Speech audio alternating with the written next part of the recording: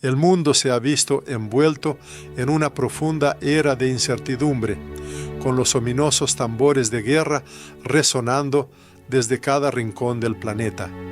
En tiempos como estos, cuando la situación global se vuelve cada vez más tensa, una voz llena de profunda preocupación paternal no puede permanecer en silencio.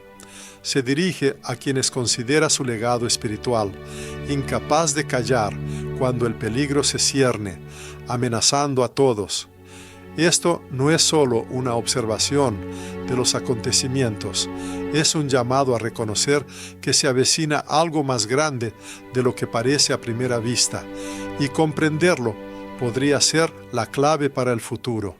Quien habla, profundamente conmovido por lo que sucede, ha sido testigo personal de las consecuencias de la devastación, las ruinas sin vida de hogares que una vez prosperaron. A sus oídos llegaron los gritos desesperados y desgarradores de madres que clamaban al cielo por ayuda, pero no encontraban consuelo ni respuesta. Y en su corazón resonaba el dolor insoportable de aquellos que habían perdido toda esperanza, aplastados por el peso de las circunstancias.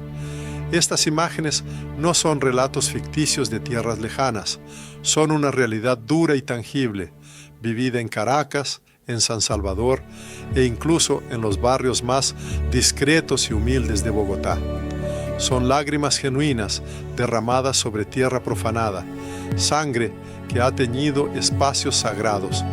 Y cada una de estas historias es solo una pequeña parte del vasto mosaico del sufrimiento mundial, lo que lleva a la pregunta: ¿cuál es la causa de este declive generalizado y hacia dónde lleva a la humanidad?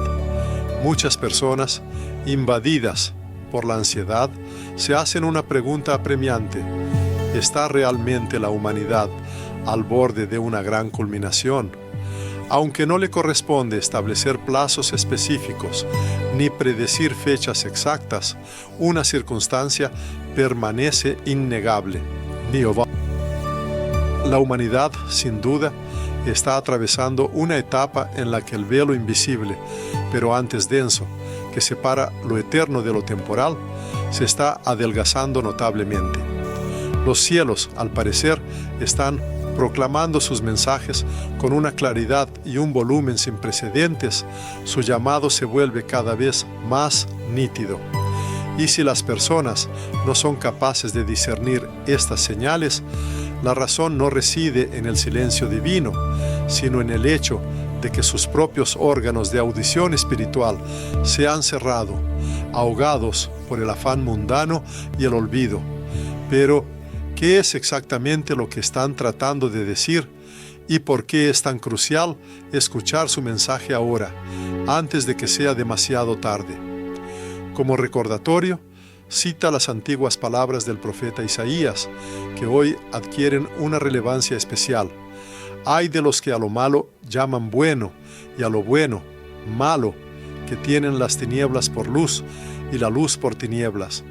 ¿No se observan estos signos ominosos en todas partes? ¿No parece que en el mundo moderno todo se ha puesto patas arriba?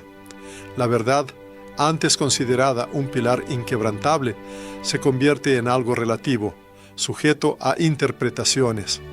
La mentira, como un actor hábil, se viste con ropas de virtud, y los principios éticos y morales cambian sometiéndose a los caprichos de la moda pasajera o a los resultados de encuestas sociológicas. Esto no son meros cambios culturales superficiales, no son otra cosa que un poderoso terremoto espiritual que sacude los cimientos mismos de la existencia humana. La guerra en nuestros días no se libra solo mediante armas visibles en los campos de batalla. Se desarrolla en las mentes, penetra en los corazones y destruye los santuarios de los hogares. Y la primera y más fundamental batalla en esta guerra invisible es la batalla por la verdad. Hoy, la verdad es ignorada sin piedad, pisoteada, reemplazada por opiniones efímeras y vacías, y por estados de ánimo momentáneos. Sin embargo, A pesar de todas estas conmociones, el Señor permanece inmutable y su palabra eterna sigue siendo inquebrantable y firme, ofreciendo el único camino a la salvación en este caos, si tan solo la humanidad puede escucharla y aceptarla. Una mirada atenta a Israel, esta antigua tierra del pacto, no puede sino asombrar la imaginación. ¿Quién podría haber imaginado que después de 2 milenios, el hebreo, un idioma que una vez casi desapareció del uso cotidiano y se consideraba muerto, volvería a sonar en boca de la gente? Sin embargo, sucedió, y no es una simple coincidencia. El Señor Todopoderoso anunció este evento muchos siglos antes de su ocurrencia real, como se dice en la profecía: entonces devolveré a los pueblos un lenguaje puro, para que todos invoquen el nombre de Jehová. Sofonías 3:9. La restauración del idioma hebreo en el mundo moderno no es solo un fenómeno cultural único o un milagro lingüístico, es una señal clara enviada desde el cielo. Es un eco distinto de una promesa divina cumplida. Mientras gran parte del mundo está sumergida en una indiferencia somnolienta, el poder supremo permite que ocurran terribles conmociones. Recientemente, en una conversación con una mujer de México, se reveló una verdad asombrosa. Su familia perdió todos sus bienes terrenales como resultado de un devastador terremoto. La casa que consideraban su fortaleza fue completamente destruida. Y sin embargo, ella pronunció palabras que calaron hondo en el alma. De repente me di cuenta de que mi verdadero hogar está en el cielo. Me aferraba demasiado a las cosas materiales, a lo vano. Ahora me aferro firmemente a mi fe. En estas simples palabras se esconde un gran e insondable misterio. Cuando Dios interviene en los asuntos terrenales, no lo hace por crueldad, sino por misericordia ilimitada. Él quita al hombre lo que éste erróneamente considera eterno e inquebrantable, solo para que su mirada se vuelva hacia lo que realmente posee un valor verdadero y eterno. El mundo moderno avanza a toda velocidad, inmerso en una carrera incesante por nuevas tecnologías, por el máximo confort y por una velocidad increíble. Sin embargo, pocos se detienen a preguntarse: ¿a dónde lleva esta carrera frenética a la humanidad? Y la respuesta a esta pregunta vital: si el hombre no se vuelve de nuevo a su Creador, se vuelve terriblemente obvia, directamente a un abismo sin fondo. El mensaje dirigido a los oyentes no busca atemorizar, sino despertar. Así como Juan el Bautista clamó una vez en el desierto, diciendo: preparen el camino del Señor. Mateo 3:3. Así hoy, desde lo más profundo del alma, resuena un llamado insistente. Es necesario volver al altar espiritual, recurrir de nuevo a la oración, sumergirse en la palabra de Dios. Los hogares deben encenderse con el fuego de la adoración sincera, y cada familia está llamada a transformarse en un altar vivo y espiritual. Cristo debe volver a ocupar el lugar central en la vida, no como un adorno festivo usado solo en ocasiones, sino como un Rey verdadero y vivo, y un Salvador personal para cada uno. El tiempo actual no exige una observancia formal de la fe, sino su manifestación viva y activa. El Altísimo no busca actores, sino a sus verdaderos hijos, no una mascarada ostentosa, sino una obediencia sincera. Su mirada no se dirige a quienes hablan elocuentemente, sino a quienes, incluso en la oscuridad más profunda, han logrado mantener una luz inextinguible en su corazón. Este mensaje está destinado a ser como un potente toque de trompeta que despierta los valles dormidos. No.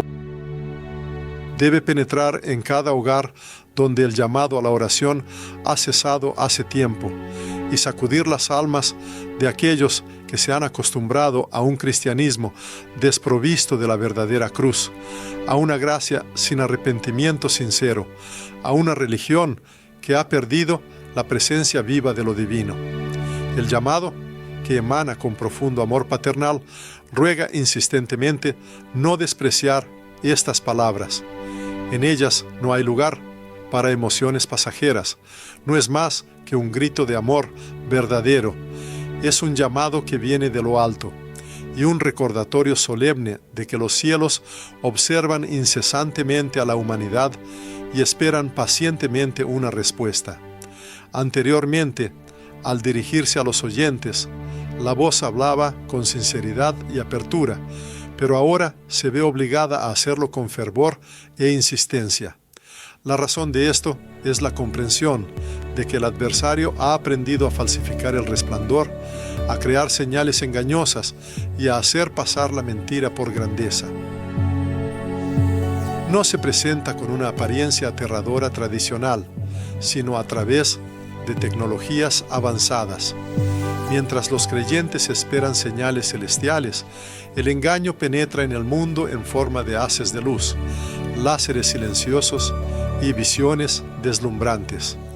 Cuando el apóstol Juan escribió en su Apocalipsis, que también hace grandes señales, de tal manera que aún hace descender fuego del cielo a la tierra delante de los hombres, Apocalipsis 13:13, no estaba usando un lenguaje figurado. Advertía a la humanidad sobre una trampa que parecería sagrada, pero cuyas raíces se encuentran en el abismo. Durante siglos se debatieron el significado de ese fuego mencionado en la profecía. Sin embargo, hoy ha dejado de ser un misterio, pues se ha vuelto evidente. El narrador mismo ha observado grabaciones, no de cine, sino de instalaciones militares, donde sistemas de defensa en Israel, en Estados Unidos y también en algunos países de América Latina emiten haces de energía. Estos rayos son capaces de consumir todo lo que tocan en cuestión de segundos.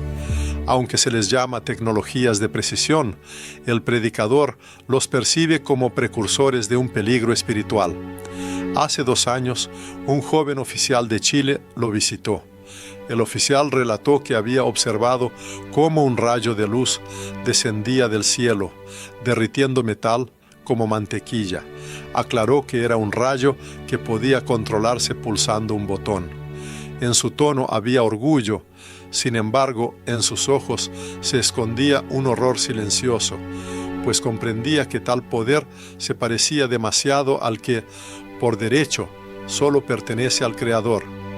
Y ahí reside la principal amenaza, no en la tecnología en sí, sino en su uso para imitar el poder divino.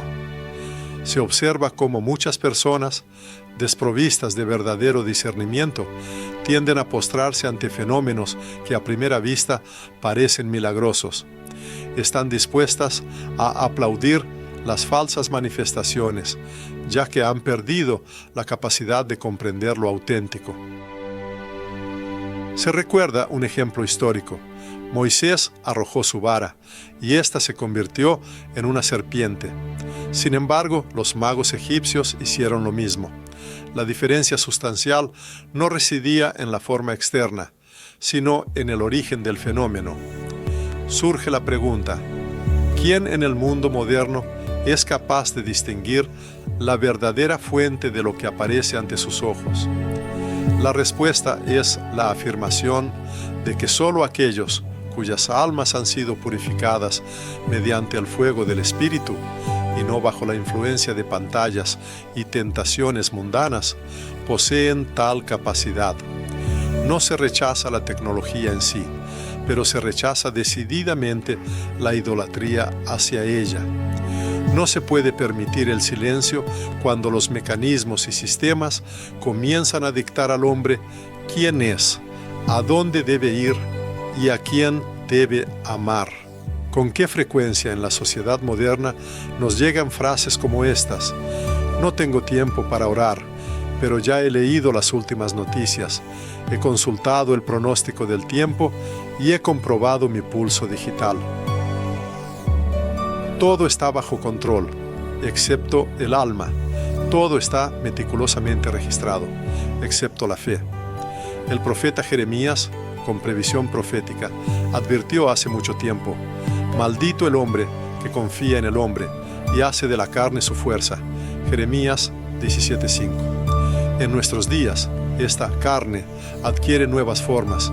También es metal, microchips, matrices de datos y pantallas brillantes. La humanidad confía en números sin alma, pero olvida el pacto sagrado. Por eso se eleva una súplica urgente: no se dejen engañar por la luz falsa. Cuando aparezca fuego en los cielos, no se apresuren con aplausos entusiastas.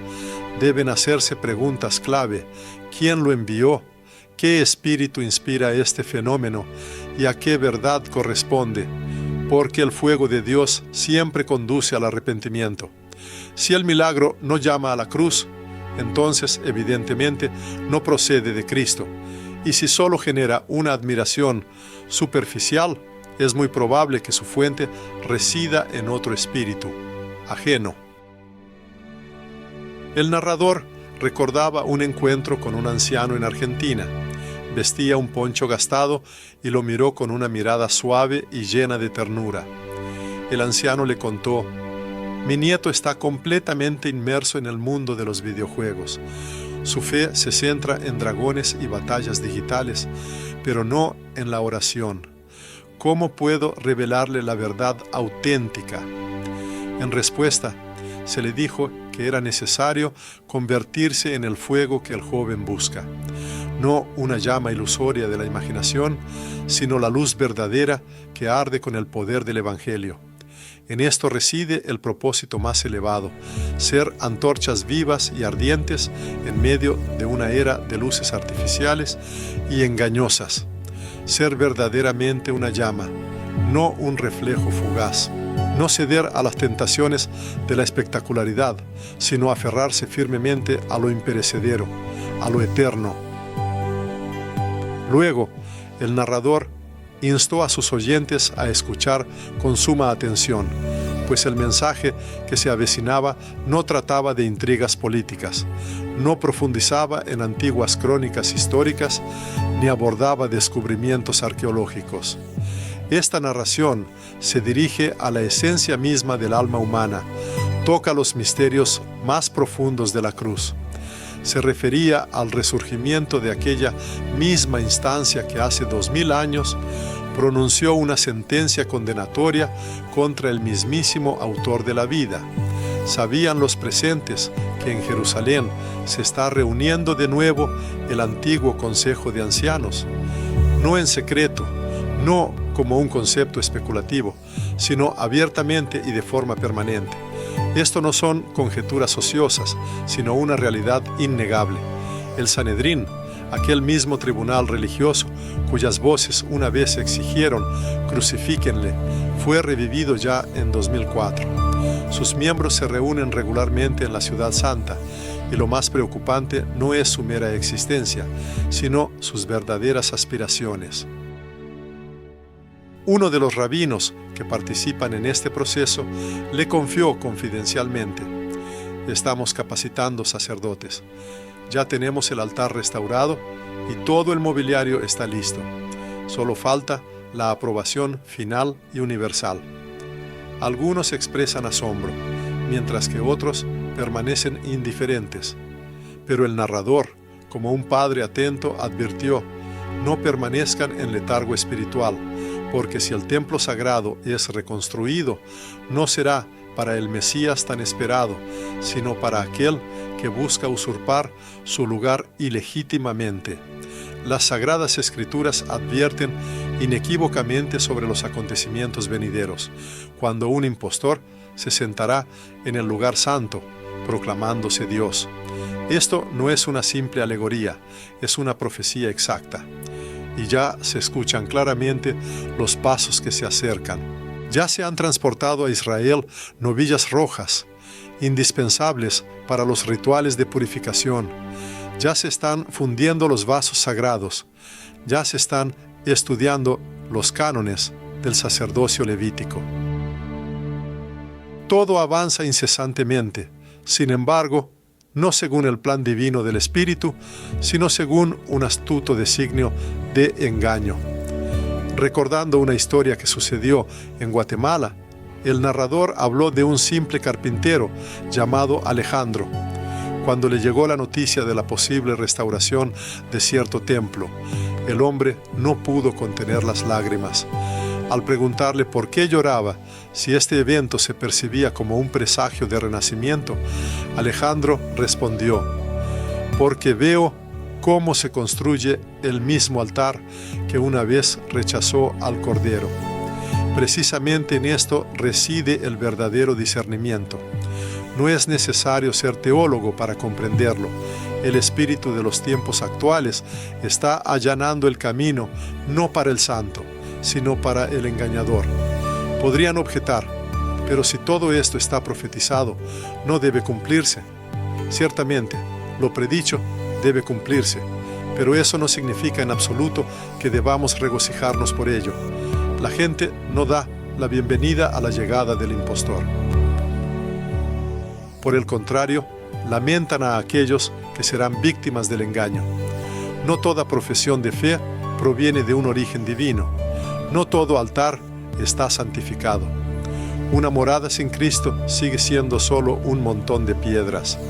Un sacrificio no lavado por su sangre se convierte en una mera representación vacía.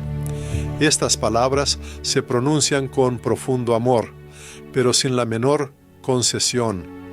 La misma estructura que una vez condenó al Salvador a la crucifixión se levanta de nuevo, y aquellos que no estén inquebrantablemente arraigados en las buenas nuevas serán cautivados por su atractivo externo, sin notar el veneno mortal que acecha en ella.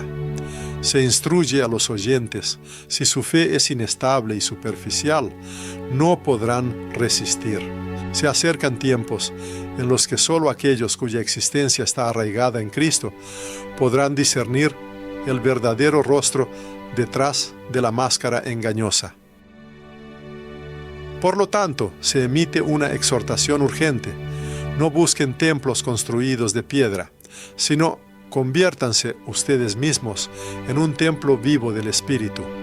No deben soñar con construcciones grandiosas, sino erigir dentro de sí un santuario donde la verdad auténtica pueda habitar. Recientemente, un joven estudiante de Colombia preguntó si la religión finalmente obtendría la victoria final. A esta pregunta se le dio una aclaración: no la religión será la vencedora, sino una persona. Se señaló especialmente que si la fe de alguien se reduce solo a rituales, esa fe está condenada a caer. Sin embargo, si esa fe está firmemente establecida en Cristo, la persona podrá resistir, incluso en condiciones de colapso total. Esta fue la oración sincera expresada ese día: que nadie sucumbiera a la tentación de todo lo que es externamente atractivo, espectacular o religioso, desprovisto de una presencia auténtica. Se expresó el deseo de que los ojos no buscaran muros materiales, sino los cielos ilimitados, y que los labios no se limitaran a repetir eslóganes, sino que pronunciaran el nombre que es capaz de conceder la salvación: Jesús. Dirigiéndose a su audiencia, señaló que si bien antes se había hablado de manifestaciones visibles, como el fuego, el templo o las señales, en el momento actual era necesario concentrarse en un adversario invisible. Este enemigo no se manifiesta con gritos estruendosos, no utiliza artefactos explosivos, ni captura ciudades enteras. Por el contrario, su táctica consiste en la infiltración oculta, en propuestas sutiles y en seducciones sofisticadas. Y para cuando una persona se da cuenta de lo que está ocurriendo, este enemigo ya se ha arraigado firmemente en sus documentos personales, en sus hábitos cotidianos e incluso en su propia respiración. Se subrayó que la modernidad plantea a la humanidad una nueva batalla. Esta contienda no se libra por territorios, sino por la individualidad misma, no por recursos materiales, sino por huellas dactilares únicas, por rasgos faciales, por el código genético. Ha llegado una era en la que la información ha adquirido el estatus de una nueva moneda, y el cuerpo humano se ha convertido en una especie de pasaporte. Para esclavizar a las personas ya no se requieren cadenas físicas, basta solo con su consentimiento. Proyectos que hace apenas 10 años se percibían como fantásticas teorías conspirativas, ahora se han convertido en una parte integral de la vida cotidiana. En particular, se trata de sistemas globales de identificación ramificados, de tecnologías biométricas, de chips implantables y de amplias bases de datos capaces de rastrear cada paso de una persona, sus hábitos e incluso sus pensamientos. Todas estas innovaciones se ofrecen bajo promesas extremadamente atractivas, pero engañosas: garantizar la seguridad, mejorar la salud, aumentar la eficiencia y la máxima comodidad. El mes pasado se recibió una carta de una familia de Perú. En ella se informaba que su hija no había sido admitida en la universidad porque se negó a proporcionar sus datos biométricos, necesarios para acceder al sistema digital de la institución educativa. La madre de la joven expresó su indignación, preguntándose: ¿sigue siendo esto libertad si para estudiar debo entregar una parte de mí? Este caso genera inevitablemente preguntas profundas. ¿Dónde está el límite entre la libertad personal y el control total? ¿Dónde está esa delgada línea que separa la protección de los ciudadanos de la vigilancia total? Y finalmente, ¿dónde está el límite entre el verdadero progreso y la sumisión oculta? La Sagrada Escritura dice: ¿dónde está el Espíritu del Señor? Allí hay libertad. De 2 Corintios 3:17. Sin embargo, si en lugar del Espíritu Divino existe una estructura ramificada que rastrea incansablemente el estado físico de una persona, su salud e incluso sus declaraciones, entonces ya no se trata de verdadera libertad. Es más bien una preparación para la sustitución, para una transformación gradual de la naturaleza humana. En el mundo moderno se repite insistentemente el mantra: si una persona no está en el sistema, automáticamente queda fuera de juego, excluida de una participación plena en la sociedad. Si sus datos no están en una base de datos centralizada, es inmediatamente percibida como una persona sospechosa. Si carece de un pase sanitario digital, es declarada una amenaza potencial para los demás. Sin embargo, surge una pregunta legítima: ¿desde cuándo la devoción a Dios se mide con un código digital? A la generación joven se le advierte: esto no es solo un cambio tecnológico, es una profunda reestructuración espiritual. Un enemigo invisible comprende perfectamente que si logra dominar el cuerpo físico, obtendrá la capacidad de imponer un engaño que esclaviza el alma. Así, si una persona se acostumbra a obedecer dócilmente el dictado de la pantalla, existe el riesgo de que un día obedezca sin objeciones a una fuerza siniestra, simbolizada por la bestia. El orador no rechaza las tecnologías en sí mismas, pero expresa un profundo rechazo a su transformación en objeto de idolatría. Declara que no guardará silencio cuando los mecanismos y algoritmos comiencen a dictar quién es una persona, a dónde debe ir y a quién debe amar. Así, una mujer de la República Dominicana le contó que su anciana madre ahora no puede entrar a una institución bancaria sin un escaneo facial obligatorio. Si antes para el acceso bastaba un simple saludo y una sonrisa sincera, hoy ni siquiera una sonrisa benevolente es suficiente. Ahora se requiere una llave digital obligatoria, NIO. Es evidente que la sociedad está siendo gradualmente acostumbrada a que las personas no sean reconocidas personalmente, sino meramente identificadas, a que no se les escuche, sino que se les codifique. Y esto, según su convicción, no es en absoluto progreso. Por el contrario, significa la pérdida de la imagen de Dios, que no está contenida en el iris del ojo, sino en la esencia misma del corazón humano. Recordando las enseñanzas de San Pablo, quien escribió: «No os conforméis a este siglo, sino transformaos por medio de la renovación de vuestro entendimiento». Romanos 12:2. El orador subraya el sorprendente contraste con las exigencias del mundo moderno. La realidad actual dicta: conformate o desaparece, escanea o quédate fuera. Y millones de personas, incluyendo incluso a aquellos que profesan valores cristianos, ceden dócilmente a esta presión, sin hacer preguntas, sin recurrir a la reflexión orante. El orador insta encarecidamente a cada uno a detenerse y hacerse preguntas difíciles, a veces incómodas. Es importante preguntar no solo ¿qué tan conveniente es esto?, sino también ¿de dónde viene esto? No simplemente ¿qué obtengo?, sino mucho más profundo, ¿qué doy a cambio? La postura del orador es clara. No se trata de oponerse al progreso, sino de un llamado al discernimiento. No es un rechazo a la medicina, sino una afirmación de la importancia de la oración. No es una lucha contra las plataformas digitales, sino un rechazo rotundo a reducir al ser humano a un número impersonal. Ha tenido la oportunidad de observar cómo en las escuelas los niños se ven obligados a escanear sus manos para obtener comida. Ha visto hospitales donde los pacientes son percibidos solo como un conjunto de datos en un perfil. Ha sido testigo de cómo en los templos la gente se concentra más en sus aplicaciones móviles que en los textos sagrados de la Biblia. Esto no es una coincidencia, sino un proceso deliberado de domesticación y sumisión.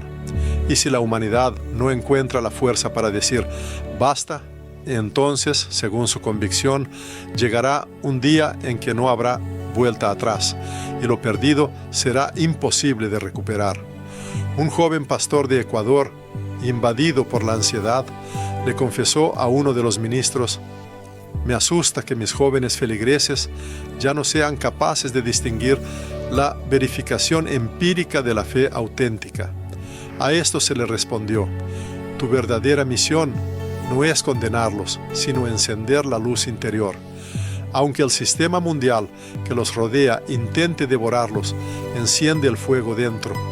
Recuérdales incesantemente quiénes son en realidad, no solo números impersonales, sino almas que poseen espíritu». Esto, como se destacó, es la necesidad apremiante de hoy: recordar a toda la Iglesia que sus miembros no son productos de consumo sin alma, ni datos estadísticos, ni códigos de programa. Son hijos amados del Padre, quien se dirige a cada uno por su nombre, y no por un escáner impersonal.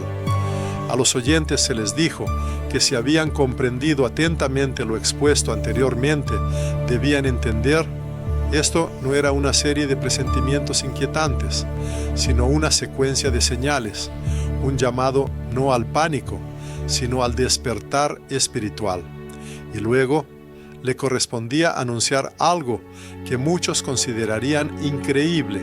Sin embargo, no hablaba por su propia voluntad, sino porque el Espíritu lo exigía. Se acerca un engaño colosal, tan virtuoso y sutil, que muchos serán vencidos no por la fuerza bruta, sino por un asombro abrumador. No aparecerá con la apariencia de una amenaza, sino como un descubrimiento sensacional, una noticia asombrosa, una revelación que lo abarca todo. El mundo se prepara para un escenario en el que la desaparición de millones de personas no se interpretará como una intervención divina, sino como fuerzas extraterrestres. Las principales agencias de noticias mundiales ya están difundiendo activamente informes sobre objetos voladores no identificados, mensajes sobre visitantes de otros mundos y testimonios de contactos interdimensionales. Todo esto, como se señaló, no es una verdadera revelación, sino simplemente una distracción magistral, una preparación cuidadosamente planificada. Cuando la iglesia sea arrebatada, cuando los justos desaparezcan de la faz de la tierra, el mundo no reconocerá en esto las obras del Señor, no se postrará en arrepentimiento, no derramará lágrimas de remordimiento, sino que, en cambio, declarará: fueron llevados por una civilización superior. Se invitó a los oyentes a reflexionar sobre esto. No se trata de progreso científico, sino de una distracción grandiosa, de un espectáculo global, de una mentira magistralmente fabricada.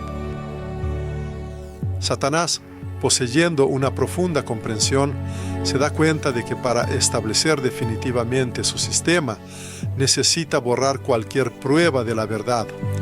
Y es precisamente cuando las voces de los profetas sean silenciadas que Él pondrá en acción esta ilusión integral. Como escribió San Pablo en su epístola: por esto Dios les envía un poder engañoso, para que crean la mentira. 2 Tesalonicenses 2:11. La razón de esto, se afirmó, radica en el hecho de que la gente no amó la verdad. En una conversación reciente con un científico argentino, quien antes se refería a las profecías con franco desdén, se escuchó una sorprendente admisión. Este científico relató: asistí a una cumbre donde se propuso unir a la humanidad bajo la bandera de la hermandad interplanetaria. También enfatizó la seriedad de la situación, añadiendo: esto ya no es una teoría, es un plan. Tales declaraciones, al parecer, presagian el advenimiento no solo de un culto tecnológico que lo consume todo, sino también de una creciente religión de la mentira, donde ciertas fuerzas superiores están llamadas a ocupar el lugar de Cristo, y el concepto de nuevos mundos debe desplazar la concepción tradicional de los cielos. Se supone que el mundo aceptará estas ideas con los brazos abiertos e incluso las celebrará. La razón de esto no es la veracidad de estos conceptos, sino su capacidad para ofrecer un camino conveniente que permite evitar la necesidad de un arrepentimiento profundo. Sin embargo, el narrador advierte insistentemente a los oyentes: no se dejen engañar. Cuando les lleguen noticias de contactos misteriosos, los llamados hermanos galácticos o una gran alianza cósmica, deben silenciar los ruidos externos y abrir completamente su corazón a la palabra, porque estas entidades no son ángeles celestiales, sino criaturas caídas. Este no es el Mesías tan esperado, sino solo la imagen de la bestia de la que advierte la Sagrada Escritura. El libro de Apocalipsis contiene una clara advertencia. También hace grandes señales, de tal manera que aún hace descender fuego del cielo a la tierra delante de los hombres, y engaña a los moradores de la tierra. Apocalipsis 13, 13, 14. La humanidad está a un solo paso de ser testigo de estas señales en los tiempos actuales. Pero es importante recordar: la verdad no se encuentra en los cielos repletos de naves espaciales, sino en una cruz manchada de sangre. La luz verdadera no proviene de fuegos artificiales, sino que brilla con gracia eterna. Dirigiéndose a sus oyentes, explicó que el verdadero despertar no vendrá a través de las pantallas parpadeantes de los dispositivos modernos, sino que se manifestará a través de un profundo arrepentimiento y lágrimas sinceras. La verdadera victoria, según él, no se obtendrá en los laboratorios estériles del progreso científico, sino que se alcanzará sobre rodillas humildemente dobladas en oración. La salvación, enfatizó, no desciende en naves físicas ni a través de fuerzas externas, ya ha descendido y se ha encarnado en Jesucristo. Partiendo de esta profunda comprensión, los instó insistentemente: no persigan milagros o sensaciones fugaces. En cambio, busquen a Él, a Cristo mismo. No esperen revelaciones grandiosas y deslumbrantes que puedan cegar. Vivan cada día en una obediencia sencilla pero profunda a su voluntad. Y lo más importante, advirtió, no acepten como verdad auténtica aquello que solo consuela temporalmente la carne humana, pero que, en última instancia, destruye el alma inmortal. Concluyendo su discurso, habló no con temor, sino con una esperanza inquebrantable. Estaba profundamente convencido de que, incluso en medio de la creciente oscuridad y la apostasía general, Dios siempre guarda a su remanente fiel. Explicó que se trataba de hombres y mujeres que no se inclinarían ante la presión del mundo, no se apartarían de sus convicciones, no se venderían por un beneficio o popularidad momentáneos. Eran aquellos que no temían estar en minoría, sabiendo que la verdad a menudo va contra la corriente. Afirmó que si alguien está del lado de la verdad, bien podría formar parte de este noble remanente. Si permanecían fieles a sus principios, si elegían llevar la cruz de la abnegación en lugar de transigir con los valores mundanos, si preferían la verdad, incluso si eso significaba la soledad, entonces él elevaba una ferviente oración por ellos. Oró para que fueran firmes e inquebrantables en la tormenta de las pruebas, para que permanecieran fieles cuando otros retrocedieran y para que sus corazones ardieran con fe cuando los corazones de muchos se enfriaran.